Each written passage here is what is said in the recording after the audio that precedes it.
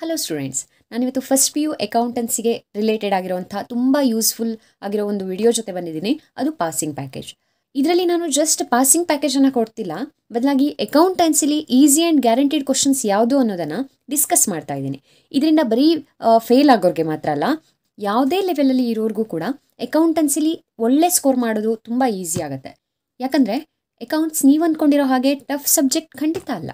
ತುಂಬಾ ಇಂಟ್ರೆಸ್ಟಿಂಗ್ ಆಗಿರುವಂಥ ಒಂದು ಸಬ್ಜೆಕ್ಟ್. ಮತ್ತು ಎಕ್ಸಾಮಲ್ಲಂತೂ ಬಹಳಷ್ಟು ಚಾಯ್ಸ್ಗಳು ಇರೋದ್ರಿಂದ, ಹಾಗೆಯೇ ತುಂಬ ಈಸಿಯಾಗಿ ಕ್ವಶನ್ಗಳನ್ನು ಕೇಳೋದ್ರಿಂದ ಯಾರು ಬೇಕಿದ್ರೂ 40 to 70 ಮಾರ್ಕ್ಸನ್ನು ಈಸಿಯಾಗಿ ಸ್ಕೋರ್ ಮಾಡ್ಬೋದು. ಸೊ ನಿಮಗೂ ಅಕೌಂಟೆನ್ಸಿಲಿ ಜಾಸ್ತಿ ಸ್ಕೋರನ್ನು ಮಾಡಬೇಕಂತ ಇದ್ದರೆ ಈ ವಿಡಿಯೋನ ಸ್ಕಿಪ್ ಮಾಡ್ದೇ ಪೂರ್ತಿಯಾಗಿ ನೋಡಿ. ಎಕ್ಸಾಮ್ಗೆ ಸ್ಕೋರ್ ಮಾಡುವಂಥ ಆ ಸೀಕ್ರೆಟ್ ಸ್ಟ್ರಾಟಜಿ ಏನಂತ ಡೀಟೇಲ್ ಆಗಿ ತಿಳ್ಕೊಳ್ಳಿ. ಹಾಗೆ ಅಕೌಂಟೆನ್ಸಿನ ಈಸಿಯಾಗಿ ಕಲಿಯೋದಕ್ಕೆ ನಮ್ಮ ಚಾನಲ್ ಅಕೌಂಟೆನ್ಸಿ ಈಸಿ ಲರ್ನನ್ನು ಈಗಲೇ ಸಬ್ಸ್ಕ್ರೈಬ್ ಮಾಡ್ಕೊಳ್ಳಿ. ಯಾಕಂದರೆ first P U second P U C related ಬಹಳಷ್ಟು ಅಕೌಂಟೆನ್ಸಿ ವಿಡಿಯೋಗಳು ಈಗಾಗಲೇ ನಮ್ಮ ಚಾನಲಲ್ಲಿ ಲಭ್ಯ ಇದೆ. ತಡ ಮಾಡ್ದೇ ಆ ಸೀಕ್ರೆಟ್ ಸ್ಟ್ರಾಟಜಿ ಏನಂತ ತಿಳ್ಕೊಳ್ಳೋಣ ಅಲ್ವಾ? Let's get started.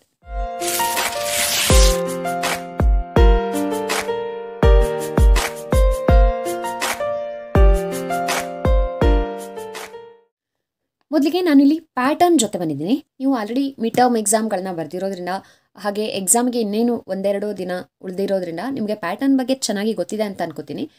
But still it is my duty to discuss. So 1 ಮಾರ್ಕಿನ 20 ಕ್ವಶನ್ ಕಂಪಲ್ಸರಿ ಕ್ವಶನನ್ನು ಕೇಳ್ತಾರೆ. 2 ಮಾರ್ಕ್ಸ್ ಸೆಕ್ಷನಲ್ಲಿ 5 ಕ್ವಶನ್ ಕೇಳ್ತಾರೆ, ಯಾವುದೇ 3ಕ್ಕೆ ನೀವು ಆನ್ಸರನ್ನು ಮಾಡಬೇಕು. ಹಾಗೆ 6 ಮಾರ್ಕಲ್ಲಿ 5 ಕ್ವಶನ್, ಯಾವುದೇ 3ಕ್ಕೆ ಆನ್ಸರನ್ನು ಮಾಡಬೇಕು. ಹಾಗೆ 12 ಮಾರ್ಕ್ಸಲ್ಲಿ 6 ಕ್ವಶನ್ಸ್ ಕೇಳ್ತಾರೆ, ಅದರಲ್ಲಿ ಯಾವುದೇ 3ಕ್ಕೆ ಆನ್ಸರನ್ನು ಮಾಡಬೇಕು. ಅಲ್ಲಿಗೆ 1 ಮಾರ್ಕ್ಸ್ ಸೆಕ್ಷನ್ ಕಂಪಲ್ಸರಿ ಕ್ವಶನ್ಗಳಲ್ಲಿ 20 ಮಾರ್ಕ್ಸ್ ಬರುತ್ತೆ ನಿಮಗೆ. ಹಾಗೆ 2 ಮಾರ್ಕ್ಸ್ ಸೆಕ್ಷನಿಂದ 6 ಮಾರ್ಕ್ಸ್, ಹಾಗೆ 6 ಮಾರ್ಕ್ಸ್ ಸೆಕ್ಷನಿಂದ 18 ಮಾರ್ಕ್ಸ್, ಹಾಗೆ 12 ಮಾರ್ಕ್ಸ್ ಸೆಕ್ಷನಿಂದ 36 ಮಾರ್ಕ್ಸ್ಗಳು ಅಲಾಟ್ ಆಗಿವೆ. ಸೊ ನಾವು ಇವತ್ತು ತಿಳ್ಕೊಳ್ತಾ ಇರುವಂಥ ಸ್ಟ್ರಾಟಜಿ ಏನಿದೆ, ಇದು 6 ಮತ್ತು 12 ಮಾರ್ಕ್ಸ್ ರಿಲೇಟೆಡ್. ಯಾಕಂದರೆ ಇಲ್ಲಿ 1 and 2 ಮಾರ್ಕ್ಸ್ ಥಿಯರಿ ಪಾರ್ಟ್ ಏನಿದೆ, ಇದರಲ್ಲಿ ಯಾವ ಕ್ವಶನ್ಗಳನ್ನ ಬೇಕಿದ್ರೂ ಕೇಳ್ಬೋದು. ನಿಮಗೆ ಕರ್ನಾಟಕ ಪಿ ಯು ಬೋರ್ಡ್ ಅವರದ್ದು ಒಂದು ಅಫಿಷಿಯಲ್ ಕ್ವಶನ್ ಬ್ಯಾಂಕ್ ಇರುತ್ತೆ. ಕ್ವಶನ್ ಬ್ಯಾಂಕಲ್ಲಿ ಇರುವಂಥ ಕ್ವಶನ್ಗಳನ್ನೇ ಆಲ್ಮೋಸ್ಟ್ ಕೇಳ್ತಾರೆ. 20 ಕ್ವಶನ್ಸ್, ಹಾಗೆ ಇಲ್ಲಿ 5 ಕ್ವಶನ್ಸ್ ಎಲ್ಲ ಕೂಡ ಕ್ವಶನ್ ಬ್ಯಾಂಕಿಂದನೇ ಬರುತ್ತೆ. ಸೊ ಅದನ್ನು ನೀವು ಕರೆಕ್ಟಾಗಿ ಓದ್ಕೊಂಡ್ರೆ, ಅಥವಾ ಪ್ರತಿ ಚಾಪ್ಟರ್ಲಿ ಇರುವಂಥ ಇಂಪಾರ್ಟೆಂಟ್ ಒಂದಷ್ಟು ಕ್ವಶನ್ಗಳನ್ನ, ಥಿಯರಿ ಕ್ವಶನ್ಗಳನ್ನ ನೋಡಿಕೊಂಡ್ರೆ, ಇದರಲ್ಲಿ ಟೋಟಲ್ 26 ಮಾರ್ಕ್ಸಲ್ಲಿ ಏನಿಲ್ಲ ಅಂದರೂ ಒಂದು 10 ಮಾರ್ಕ್ಸನ್ನು ಸ್ಕೋರ್ ಮಾಡ್ಬೋದು. ಯಾಕಂದರೆ ಅಲ್ಲಿ ಮಲ್ಟಿಪಲ್ ಚಾಯ್ಸ್ ಇರುತ್ತೆ, ಫಿಲ್ ಇನ್ ದಿ ಬ್ಲ್ಯಾಂಕ್ಸ್ ಇರುತ್ತೆ, ಮ್ಯಾಚ್ ದಿ ಫಾಲೋಯಿಂಗ್ ಇರುತ್ತೆ. ಸೊ ನೀವು ಅಲ್ಪ ಸ್ವಲ್ಪ ನಿಮ್ಮ ನಾಲೆಜನ್ನು ಬಳಸ್ಕೊಂಡು ಅದಕ್ಕೆ ಖಂಡಿತವಾಗಿ ಆನ್ಸರನ್ನು ಬರಿಬೋದು. ಹಾಗೆ ಏನಿಲ್ಲ ಅಂದರೂ 26ಗೆ 10 ಮಾರ್ಕ್ಸನ್ನು ಸ್ಕೋರ್ ಮಾಡ್ಬೋದು ಅಲ್ವಾ? ಸೊ ನಮ್ಮ ಫೋಕಸ್ ಇರುವಂಥದ್ದು ಇವತ್ತು 6 ಮತ್ತು 12 ಮಾರ್ಕ್ಸಲ್ಲಿ ಯಾವುದನ್ನು ಅಟೆಂಡ್ ಮಾಡಿದರೆ ನಾವು ತುಂಬ ಚೆನ್ನಾಗಿ ಸ್ಕೋರ್ ಮಾಡ್ಬೋದು. ಹಾಗೆ ಗ್ಯಾರಂಟಿಯಾಗಿ ಯಾವೆಲ್ಲ ಕ್ವಶನ್ಗಳು ಬರುತ್ತೆ, ಯಾವುದನ್ನು ಕರೆಕ್ಟಾಗಿ ನೋಡ್ಕೊಳ್ಬೇಕು, ಇದು ನಿಮ್ಮೆಲ್ಲರಿಗೂ ಇರುವಂಥ ಡೌಟ್. ಅದಕ್ಕೆ ನಾವು ಇವತ್ತಿನ ಸೆಷನಲ್ಲಿ ಉತ್ತರ ಕಂಡುಕೊಳ್ಳೋಣ. ಸೊ 80 ಮಾರ್ಕ್ಸ್ ಪೇಪರಿಗೆ 24 marks is the passing marks. So return exam ಏನು ಬರೆದಿರ್ತೀರಿ ಅದರಲ್ಲಿ 24 ಮಾರ್ಕ್ಸ್ಗಳನ್ನು ತೊಗೊಂಡ್ರೆ ಮಾತ್ರ ನೀವು ಪಾಸ್ ಅಂತ ಅರ್ಥ. ಹಾಗೆ ಈ 24 ಮಾರ್ಕ್ಸ್ ಏನಿದೆ ಇದು ಮಿನಿಮಮ್ ಮಾರ್ಕ್ಸ್. ಅಂದರೆ ನಿಮಗೆ ಓವರ್ ಆಲ್ ಇಂಟರ್ನಲ್ ಮಾರ್ಕ್ಸ್ಗಳನ್ನು ಸೇರಿಸಿ 35 ಬಂದರೆ ಮಾತ್ರ ನೀವು ಪಾಸ್ ಅಂತ ಅರ್ಥ. ಇದರಲ್ಲಿ ಒಂದಷ್ಟು ಟರ್ಮ್ಸ್ ಇದೆ. Subject passing marks is 30, but total average ಆಗಿ ನೀವು 4 ಸಬ್ಜೆಕ್ಟ್ಗಳಿಂದ, ಲ್ಯಾಂಗ್ವೇಜ್ ಬಿಟ್ಟು 4 ಸಬ್ಜೆಕ್ಟ್ಗಳಿಂದ 35 ಎವರೇಜ್ ತೊಗೊಂಡಿರಬೇಕು. ಹಾಗಾದಾಗ ಮಾತ್ರ 30 ಮಾರ್ಕ್ಸ್ ತೊಗೊಂಡಿರೋ ಸಬ್ಜೆಕ್ಟ್ ಕ್ಲಿಯರ್ ಆಗುತ್ತೆ, ಇಲ್ಲ ಅಂದರೆ ಕ್ಲಿಯರ್ ಆಗೋದಿಲ್ಲ. ಹಾಗಾಗಿ 35 ಈಸ್ ದಿ ಪಾಸಿಂಗ್ ಮಾರ್ಕ್ಸ್ ಅಂತ ನಾವು ಓವರ್ ಆಲ್ ಆಗಿ ಹೇಳ್ಬೋದು for 100 marks including internal marks. Okay, ನೀವೇನು ಎಕ್ಸಾಮನ್ನು ಅಟೆಂಡ್ ಮಾಡ್ತೀರಿ ಅದರಲ್ಲಿ ಕನಿಷ್ಠ 24 ಮಾರ್ಕ್ಸ್, ಮಿನಿಮಮ್ 24 ಮಾರ್ಕ್ಸನ್ನು ನೀವು ಸ್ಕೋರ್ ಮಾಡಿರಲೇಬೇಕಾಗತ್ತೆ. So this is the rule for passing. ನೋಡಿ, ನಿಮಗೆ ಇಲ್ಲಿ 6 ಮತ್ತು 12 ಮಾರ್ಕ್ಸ್ ಕ್ವಶನ್ಗಳಲ್ಲಿ ಟೋಟಲ್ 54 ಮಾರ್ಕ್ಸ್ ಆಗಿರುತ್ತೆ. ಸೊ ಈ 54 ಮಾರ್ಕ್ಸಲ್ಲಿ ಆರಾಮಾಗಿ ನೀವು 30+ ಮಾರ್ಕ್ಸ್ಗಳನ್ನು ಸ್ಕೋರ್ ಮಾಡ್ಬೋದು. ಸೊ ಅದು ಹೇಗೆ ಅಂತ ನೋಡ್ತಾ ಹೋಗೋಣ. ನೋಡಿ, ನಾನಿಲ್ಲಿ 6 ಮಾರ್ಕ್ ಮತ್ತು 12 ಮಾರ್ಕ್ಸಿಗೆ ಯಾವುದೆಲ್ಲ ಕ್ವಶನ್ಗಳನ್ನು ಕೇಳ್ತಾರೆ ಅನ್ನೋವಂಥ ಲಿಸ್ಟನ್ನು ತಂದಿದ್ದೀನಿ. ಸೊ ಈ ಕ್ವಶನ್ಗಳ ಲಿಸ್ಟ್ ಏನಿದೆ ಇದನ್ನು ನಾನು ಆಲ್ರೆಡಿ ಬ್ಲೂ ಪ್ರಿಂಟ್ ವಿಡಿಯೋದಲ್ಲಿ ಕೂಡ ಹೇಳಿದ್ದೀನಿ. ಆ ವಿಡಿಯೋ ಲಿಂಕ್ ನಿಮಗೆ ಇಲ್ಲೇ ಡಿಸ್ಕ್ರಿಪ್ಷನಲ್ಲಿ ಸಿಗುತ್ತೆ, ಅದರಲ್ಲಿ ಡೀಟೇಲ್ ಆಗಿ ಹೇಳಿದ್ದೀನಿ ಇದ್ರ ಬಗ್ಗೆ. ಬಟ್ ಇಲ್ಲಿ ನಾನು ಇದನ್ನು ಸಮ್ ಅಪ್ ಮಾಡ್ತಾ ಇದ್ದೀನಿ, ಯಾವುದೆಲ್ಲ ಕ್ವಶನ್ಗಳನ್ನು ನಿಮಗೆ 6 ಮಾರ್ಕ್ಸ್ ಸೆಕ್ಷನಲ್ಲಿ ಕೇಳ್ತಾರೆ, ಹಾಗೆ 12 ಮಾರ್ಕ್ಸ್ ಸೆಕ್ಷನಲ್ಲಿ ಕೇಳ್ತಾರೆ ಅನ್ನೋದನ್ನು.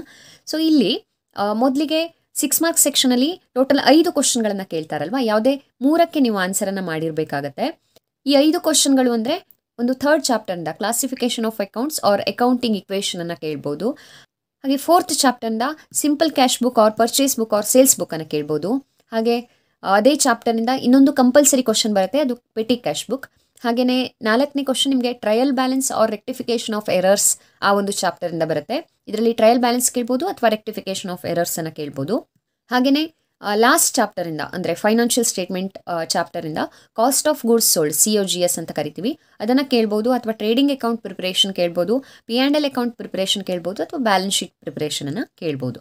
ಓವರಾಲ್ ಆಗಿ ಇದೆಲ್ಲ 6 ಮಾರ್ಕ್ ಕ್ವಶನ್ಗಳು ಕೂಡ ತುಂಬ ಈಸಿ ಇವೆ. ಆ್ಯಂಡ್ ಆಲ್ರೆಡಿ ನಮ್ಮ ಚಾನಲಲ್ಲಿ ಈ 4 ಟಾಪಿಕ್ಗಳೇನಿದೆ ಅಂದರೆ ಫಸ್ಟ್ 4 ಕ್ವಶನ್ಸ್ ಇದು ಡಿಸ್ಕಷನ್ ಆಗಿದೆ. ಒನ್ ಶಾರ್ಟ್ ರಿವಿಷನಲ್ಲಿ ನಾನು ಇದೆಲ್ಲವನ್ನು ರಿವೈಸ್ ಮಾಡಿದ್ದೀನಿ. ಮಿಡ್ ಟರ್ಮ್ ಸಲುವಾಗಿ ಮಾಡಿರೋವಂಥ ವಿಡಿಯೋ ಅದು. ಬಟ್ ನಿಮಗೆ ಅದು ಆ್ಯನ್ಯುವಲ್ ಎಕ್ಸಾಮ್ಗೆ ಕೂಡ ಹೆಲ್ಪ್ ಆಗುತ್ತೆ. ಆ ವಿಡಿಯೋ ಲಿಂಕನ್ನು ನಿಮಗೆ ಪಾಸಿಂಗ್ ಪ್ಯಾಕೇಜ್ ಪ್ಲೇಲಿಸ್ಟಲ್ಲಿ ಕೊಟ್ಟಿರ್ತೀನಿ. ಆ್ಯಂಡ್ ಆ ಪ್ಲೇಲಿಸ್ಟ್ ಲಿಂಕ್ ನಿಮಗೆ ಇಲ್ಲೇ ಕೆಳಗಡೆ ವಿಡಿಯೋ ಟೈಟಲನ್ನು ಪ್ರೆಸ್ ಮಾಡಿದರೆ ಸಿಗುತ್ತೆ. ಇನ್ನು 12 ಮಾರ್ಕ್ಸಿಗೆ ಬಂದರೆ, ಸೊ 12 ಮಾರ್ಕ್ಸಲ್ಲಿ ಟೋಟಲ್ ಆಗಿ 6 ಕ್ವಶನ್ಗಳನ್ನ ಕೇಳ್ತಾರೆ. ಯಾವುದೇ 3ಕ್ಕೆ ನೀವು ಆನ್ಸರನ್ನು ಮಾಡಬೇಕಾಗಿರುತ್ತೆ. ಅದರಲ್ಲಿ ಮೊದಲನೇ ಕ್ವಶನ್ ಅಂದರೆ ಜರ್ನಲ್ ಅಥವಾ journal with ledger posting. So 2ರಲ್ಲಿ ಒಂದು ಕೇಳ್ತಾರೆ. ಒಂದು ಜರ್ನಲ್ ಎಂಟ್ರಿ ಅಷ್ಟೇ ಕೇಳ್ಬೋದು, ಇಲ್ಲ ಲೆಡ್ಜರ್ ಪೋಸ್ಟಿಂಗನ್ನು ಜೊತೆಗೆ ಕೇಳ್ಬೋದು. ಇನ್ನು ಸೆಕೆಂಡ್ ಕ್ವಶನ್ ಅಂದರೆ purchase book and purchase return book ಕೇಳ್ಬೋದು, ಅಥವಾ sales and sales return book ಕೇಳ್ಬೋದು ವಿತ್ ಲೆಡ್ಜರ್ ಪೋಸ್ಟಿಂಗ್. ಅಂದರೆ ಲೆಡ್ಜರ್ ಪೋಸ್ಟಿಂಗು ಇರುತ್ತೆ ಎರಡೆರಡೇ ಬುಕ್ಗಳನ್ನು ಕೇಳಿದಾಗ. ಇಲ್ಲ ಅಂದರೆ ಆಲ್ 4 ಬುಕ್ಸ್ ಅಂದರೆ ಪರ್ಚೇಸ್ ರಿಟರ್ನ್, ಸೇಲ್ಸ್ ರಿಟರ್ನ್ 4 ಬುಕ್ಗಳನ್ನು ಪ್ರಿಪೇರ್ ಮಾಡಲಿಕ್ಕೆ ಹೇಳ್ಬೋದು. ಒಂದಷ್ಟು ಟ್ರಾನ್ಸಾಕ್ಷನನ್ನು ಕೊಟ್ಟಿರ್ತಾರೆ. ನೀವು ಪ್ರಾಪರ್ ಸಬ್ಸಿಡಿಯರಿ ಬುಕ್ಸಲ್ಲಿ ಅದನ್ನು ಫಿಟ್ ಮಾಡಬೇಕು, ಯಾವ್ಯಾವುದರಲ್ಲಿ ಬರುತ್ತೆ ಅನ್ನೋದನ್ನು. ಸೊ ಆ ಥರದ ಕ್ವಶನ್ ಕೇಳ್ಬೋದು. ಇನ್ನು ಡಬಲ್ ಕಾಲಮ್ ಕ್ಯಾಶ್ ಬುಕ್ ಮೇಲೆ ಒಂದು ಕಂಪಲ್ಸರಿ ಕ್ವಶನ್ ಬರುತ್ತೆ. ಹಾಗೆ BRS ಮೇಲೆ ಬ್ಯಾಂಕ್ ರಿಕನ್ಸಿಲಿಯೇಷನ್ ಸ್ಟೇಟ್ಮೆಂಟ್ ಮೇಲೆ ಒಂದು ಕಂಪಲ್ಸರಿ ಕ್ವಶನ್. ಹಾಗೆ ಡೆಪ್ರಿಸಿಯೇಷನ್ 2 ಮೆಥಡ್ ಇದೆ, ರಿಟರ್ನ್ ಡೌನ್ ವ್ಯಾಲ್ಯೂ ಮೆಥಡ್ ಮತ್ತು ಸ್ಟ್ರೇಟ್ ಲೈನ್ ಮೆಥಡ್ ಅಂತ, WDV SLM ಮೆಥಡ್ ಅಂತ ಹೇಳ್ತೀವಿ. ಸೊ ಅದೆರಡರಲ್ಲಿ ಯಾವ ಮೆಥಡ್ ಬೇಕಿದ್ರೂ ಕೇಳ್ಬೋದು. ಹಾಗೆ ಕೊನೆಯದಾಗಿ financial statements with adjustment. Last chapter ಏನಿದೆ ಫೈನಾನ್ಷಿಯಲ್ ಸ್ಟೇಟ್ಮೆಂಟ್ಸ್ ಏನಿದೆ ಅಥವಾ ಫೈನಲ್ ಅಕೌಂಟ್ ಅಂತ ಕರಿತೀವಿ, trading and P&L account and balance ಶೀಟನ್ನು ಪ್ರಿಪೇರ್ ಮಾಡೋದು. ಸೊ ವಿತ್ ಅಡ್ಜಸ್ಟ್ಮೆಂಟ್ ಆ ಒಂದು ಚಾಪ್ಟರಿಂದ ನಿಮಗೆ ಕ್ವಶನನ್ನು 12 ಮಾರ್ಕ್ಸ್ ಕ್ವಶನನ್ನು ಕೇಳ್ತಾರೆ. ಇದರಲ್ಲಿ ತುಂಬ ಇಂಪಾರ್ಟೆಂಟ್ ಇರೋದು ಅಂತಂದರೆ ಫೈನಾನ್ಷಿಯಲ್ ಸ್ಟೇಟ್ಮೆಂಟ್ ವಿತ್ ಅಡ್ಜಸ್ಟ್ಮೆಂಟ್. ನೋಡಿ, ಇದು ನಿಮಗೆ ಟಫ್ ಅನಿಸ್ತಾ ಇರ್ಬೋದು, ಬಟ್ ಸ್ಟಿಲ್ ಅಕೌಂಟೆನ್ಸಿ ಬೇಸಿಕ್ ಇದು ಫೈನಾನ್ಷಿಯಲ್ ಸ್ಟೇಟ್ಮೆಂಟ್ ವಿತ್ ಅಡ್ಜಸ್ಟ್ಮೆಂಟ್. ಹಾಗಾಗಿ ನೀವು ಈ ಒಂದು ಟಾಪಿಕನ್ನು ಕಲೀಲೇಬೇಕಾಗತ್ತೆ, ಇದನ್ನು ನೋಡ್ಕೊಳ್ಳೇಬೇಕು.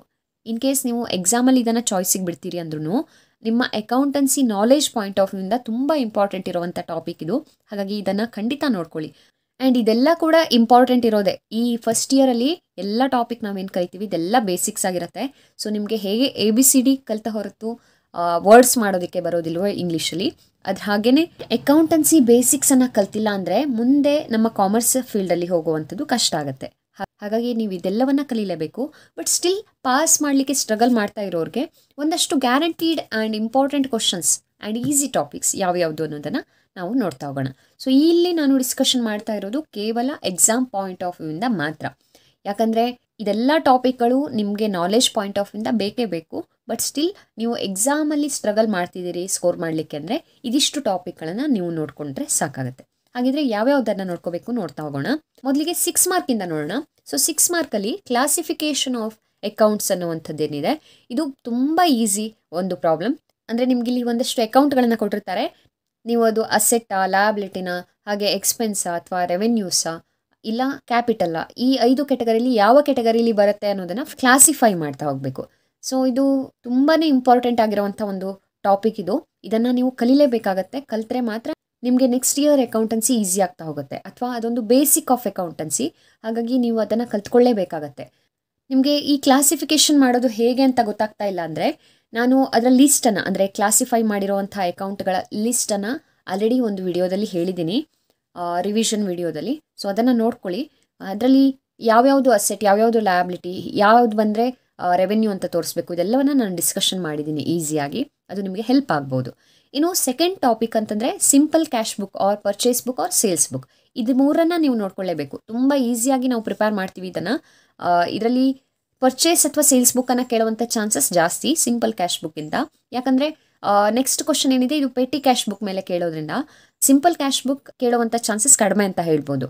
ಬಟ್ ಸ್ಟಿಲ್ ನೀವು ಪರ್ಚೇಸ್ ಬುಕ್, ಸೇಲ್ಸ್ ಬುಕ್ ಜೊತೆಗೆ ಸಿಂಪಲ್ ಕ್ಯಾಶ್ ಬುಕ್ಕನ್ನು ನೋಡ್ಕೊಳ್ಳಿ. ಅಲ್ಲಿ ಏನಿಲ್ಲ, ಕ್ಯಾಶ್ ಬುಕ್ ಪ್ರಿಪೇರ್ ಮಾಡಬೇಕಾಗಿರತ್ತೆ. ನೀವು ಒಂದು ಕಡೆಗೆ ರಿಸೀವ್ ಆಗಿರೋ ಅಮೌಂಟ್, ಇನ್ನೊಂದು ಕಡೆಗೆ ಪೇಮೆಂಟ್ ಆಗಿರೋ ಅಮೌಂಟನ್ನು ಬರಿತಾ ಹೋಗಬೇಕಷ್ಟೇ.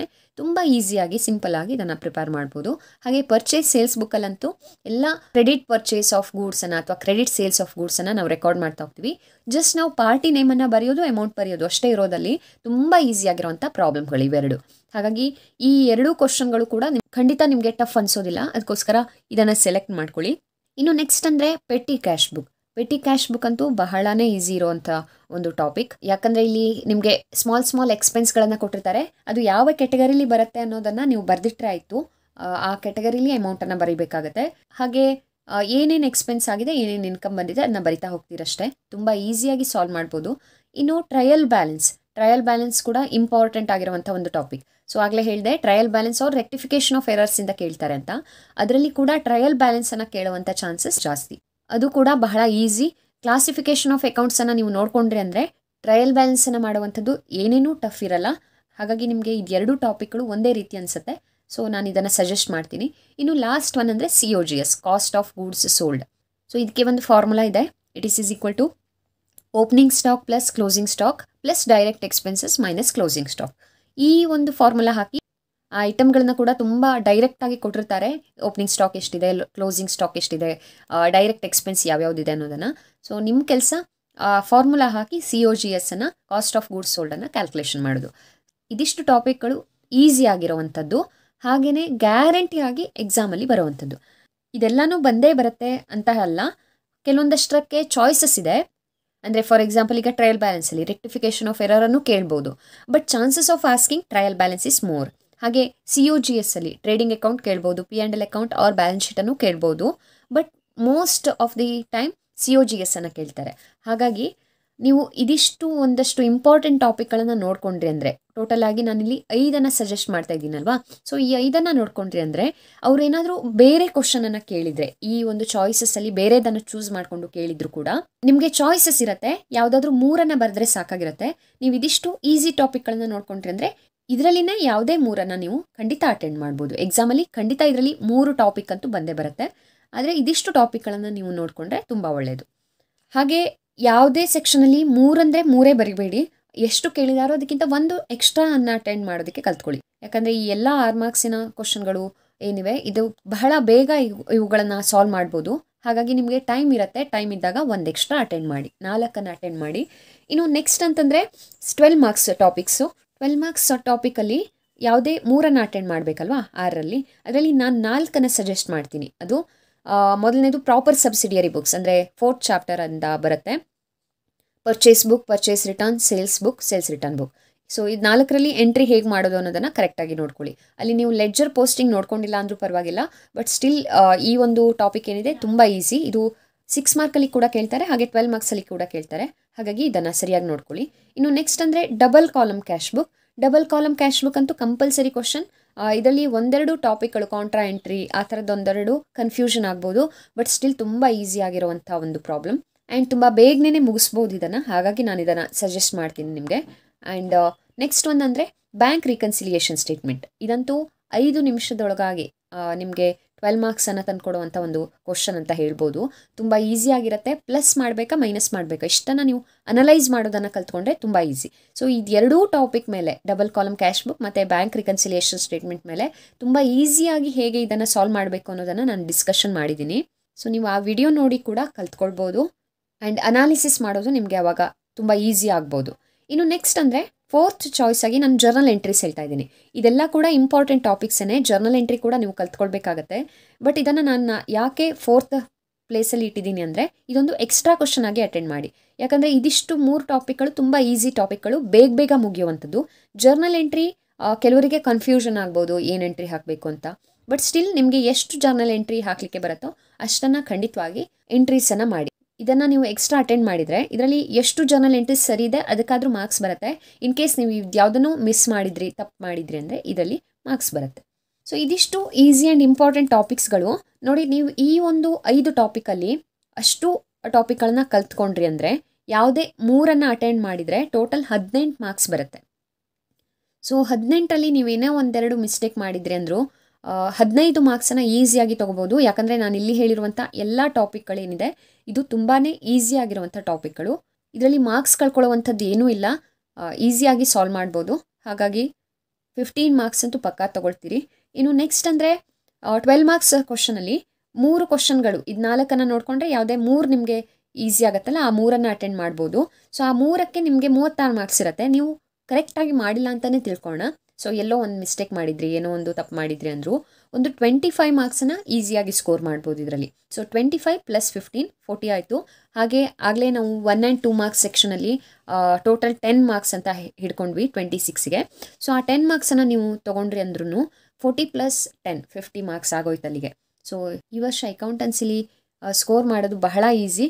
ಇಷ್ಟು ಟಾಪಿಕ್ಗಳನ್ನು ನೀವು ಕರೆಕ್ಟಾಗಿ ನೋಡಿಕೊಂಡ್ರಿ ಅಂದರೆ 50 ಮಾರ್ಕ್ಸನ್ನು ಈಸಿಯಾಗಿ ಸ್ಕೋರ್ ಮಾಡ್ಬೋದು. ನಿಮಗೆ ಇದರಲ್ಲಿ ಯಾವ್ಯಾವ್ದು ಈಸಿ ಆಗುತ್ತೆ ಅನ್ನೋದ್ರ ಮೇಲೆ ನೀವು ಅದನ್ನು ಚೂಸ್ ಮಾಡ್ಕೊಳ್ಳಿ. ನಾನು ಸಜೆಸ್ಟ್ ಮಾಡುವಂಥ ಟಾಪಿಕ್ಗಳು ಇವಿಷ್ಟು. ನಿಮಗೆ ಬೇರೆ ಇನ್ಯಾವುದಾದ್ರೂ ಟಾಪಿಕ್ಗಳು ಸೆಲೆಕ್ಟ್ ಮಾಡ್ಕೋಬೇಕು ಅನಿಸಿದರೆ ಅದನ್ನು ನೋಡ್ಕೊಳ್ಳಿ. ಬಟ್ ಇದಿಷ್ಟಂತೂ ಗ್ಯಾರಂಟಿ ಆಗಿ ಕೇಳುವಂಥ ಕ್ವಶನ್ ಮತ್ತು ಈಸಿ ಕ್ವಶನ್ಗಳು, ಇದನ್ನು ಖಂಡಿತವಾಗಿ ನೋಡ್ಕೊಳ್ಳಿ. ಸೊ ಮತ್ತೆ ತಡ ಮಾಡಬೇಡಿ, ಎಕ್ಸಾಮ್ ಏನು ಹತ್ತಿರ ಬಂದಿದೆ, ಇದಕ್ಕೆ ಕರೆಕ್ಟಾಗಿ ಸ್ಟಡಿ ಮಾಡಿ, ಇದೆಲ್ಲ ಟಾಪಿಕ್ಗಳನ್ನು ಸರಿಯಾಗಿ ಪ್ರಾಕ್ಟೀಸ್ ಮಾಡಿ, ಬರೆದು ಪ್ರಾಕ್ಟೀಸ್ ಮಾಡಿ. ಅಂದರೆ ನೆನಪಲ್ಲಿರುತ್ತೆ. ಹಾಗೆ ಎಕ್ಸಾಮಲ್ಲಿ ಟೈಮ್ ಮ್ಯಾನೇಜ್ ಮಾಡೋದು ಕೂಡ ಈಸಿ ಆಗುತ್ತೆ. ಯಾಕಂದರೆ ಅಕೌಂಟೆನ್ಸಿಲಿ ಪ್ರಾಕ್ಟೀಸ್ ಮಾಡಿದಷ್ಟು ನಿಮಗೆ ಟೈಮ್ ಮ್ಯಾನೇಜ್ ಮಾಡೋದು ಈಸಿ ಆಗ್ತಾ ಹೋಗುತ್ತೆ. ಹಾಗಾಗಿ ತಡ ಮಾಡ್ತೇನೆ ಇದಿಷ್ಟಕ್ಕೆ ಪ್ರಿಪೇರ್ ಆಗ್ತೀರಿ ಅಂತ ಅನ್ಕೋತೀನಿ. ಇದೆಲ್ಲ ಟಾಪಿಕ್ಗಳ ಮೇಲೆ ಇಂಪಾರ್ಟೆಂಟ್ ಟಾಪಿಕ್ಗಳನ್ನು ಏನು ಡಿಸ್ಕಸ್ ಮಾಡಿದ್ದೀನಿ ಇದೆಲ್ಲದರ ಮೇಲೆ ಮಾಡಿರುವಂತಹ ವಿಡಿಯೋಗಳನ್ನು ಫಸ್ಟ್ PU ಪಾಸಿಂಗ್ ಪ್ಯಾಕೇಜ್ ಪ್ಲೇಲಿಸ್ಟಲ್ಲಿ ಕೊಟ್ಟಿರ್ತೀನಿ. ಸೊ ಅದೆಲ್ಲವನ್ನು ನೋಡಿ ನೀವು ಖಂಡಿತ ರಿವಿಷನನ್ನು ಮಾಡ್ಕೊಳ್ಬೋದು. ಈ ವಿಡಿಯೋ ನಿಮಗೆ ತುಂಬ ಹೆಲ್ಪ್ ಆಗಿದೆ ಅಂತ ಅನ್ಕೋತೀನಿ. ಇದರಿಂದ ನಿಮಗೆ ಹೆಲ್ಪ್ ಆಗಿದ್ದರೆ ಖಂಡಿತ ವಿಡಿಯೋನ ಲೈಕ್ ಮಾಡಿ, ಹಾಗೆ ನಿಮ್ಮ ಫ್ರೆಂಡ್ಸ್ ಜೊತೆಗೆ ಕೂಡ ಶೇರ್ ಮಾಡಿ. ಹಾಗೆ ಇನ್ನೇನಾದರೂ ಡೌಟ್ಸ್ ಇದ್ದರೆ ನೀವು ನಿಮ್ಮ ಕಮೆಂಟಲ್ಲಿ ಖಂಡಿತ ಕೇಳ್ಬೋದು. ಆ್ಯಂಡ್ ಇನ್ಯಾವುದಾದ್ರೂ ಟಾಪಿಕ್ ಮೇಲೆ ನಿಮಗೆ ವಿಡಿಯೋಗಳು ಬೇಕಿದ್ರೆ ಕೂಡ ನಿಮ್ಮ ಕಮೆಂಟಲ್ಲಿ ನಮಗೆ ತಿಳಿಸ್ಬೋದು. Subscribe to accountancy easy learn for more videos. I will be back with next video very soon. Until then enjoy the learning.